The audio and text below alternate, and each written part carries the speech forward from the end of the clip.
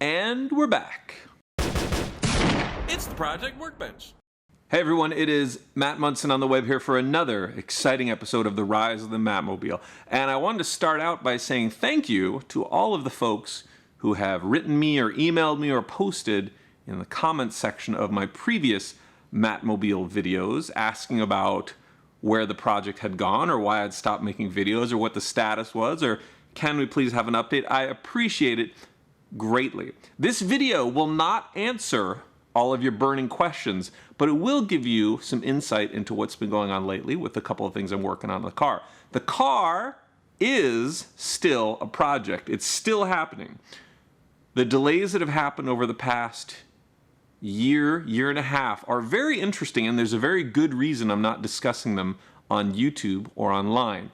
But once a few things resolve themselves, hopefully by the end of the first week in March, I will make another video where I walk you through the entire sordid tale, talking about why it's taken me so long to get another update together and why the car progress has for a large part stalled out. But I promise you this, my friends and loyal viewers, it has nothing to do with my lack of interest in the project or seeing it through. It's just a lot of weird forces conspiring against me and making it difficult to get progress done. That said, let's get to it. In fact, first up, you'll notice this chair I'm sitting in, it's a car seat. These are the screen accurate Ricaro seats. These are the exact same model seats that were used in the screen used Batmobile. I got these from my friend Brian. I don't know where he found them, but they're essentially brand new looking. This is what I would describe as new old stock.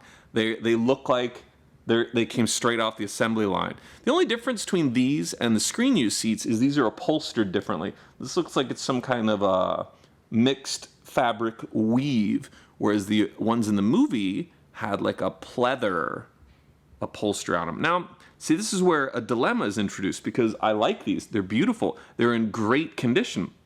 I could get them reupholstered to make them screen accurate, but that would take away from them. And these chairs have been around since like 1987 at least, maybe 88, but these chairs have been around sitting somewhere waiting for decades to be installed in my Batmobile. Does it really make sense for me to pull the upholstery off, have them redone? And who knows, maybe the person that does it won't do a good job. They might be less than when it's all done. So these are the dilemmas that a Batmobile builder has to face. Oh, also back there is my brand new lathe, which I got courtesy of Mythbuster Grant Imhara, who was kind enough to give me a fantastic price on that and a ton of accessories.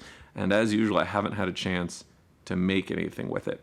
Let me show you what else is going on around the shop. I'm in the Matt Cave version 2.0, by the way. I'm no longer at my previous workshop. And I'm at a new space, which is also pretty cool. Let me show you what's cooking.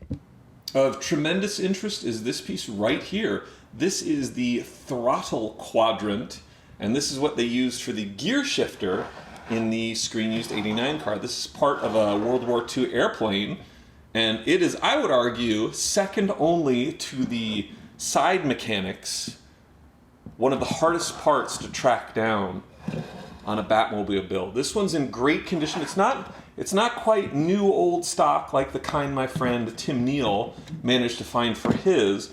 His was literally sitting in a cardboard box somewhere for decades, 50, 60 years, and it came out of the box looking absolutely pristine. This one's got some shop wear to it, but just a little bit. Like it's got a couple little paint chips here and there, a little bit of a ding here and there, but I think overall it looks fantastic. And also the one used in the screen used car was also pretty beat up too. So if anything, this will match the look that we see in the car. And this is it, man. This is the right one. This is accurate. So I'm very excited about this piece. Very cool stuff. And speaking of accurate and very cool, I also have this little speaker, which I also got from my friend Brian, who was the one who got me the two Ricaro seats earlier.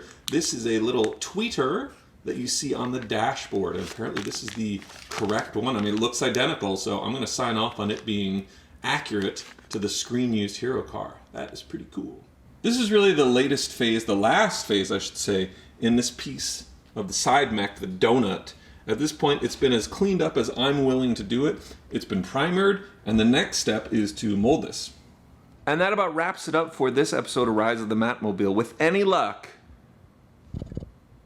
If we can all collectively cross our fingers, please, right now, that would be immensely helpful. With any luck, I will have some really fantastic new news within the next month. Definitely within the next month or two. Well, I'll certainly have some news in the next 2 months. I don't know if it'll be great news, but I should have a lot of very revealing news about what's been going on with the project. And hopefully some huge news, which will be a genuine game changer. Either way, again, thank you so much for sticking with me on this project. It's been a very long road. It's been a lot of fun, and I have really enjoyed making the videos for YouTube and been absolutely thrilled with the response they're getting, the number of views they get, and the number of comments. So with that said, if you have not already subscribed to my channel, please take a second to hit that subscribe button, hit that like button, post something in the comments. Tell me how glad you are that Rise of the MattMobile is back on the airwaves. And maybe we should start a betting pool to see when the car will actually be done. If you can guess it to the date, the month, and the year, maybe you get all the other money. Now that's gambling. That's illegal. Forget it. I take back everything I just said. As always, thank you so much for watching, and we will see you for the next one.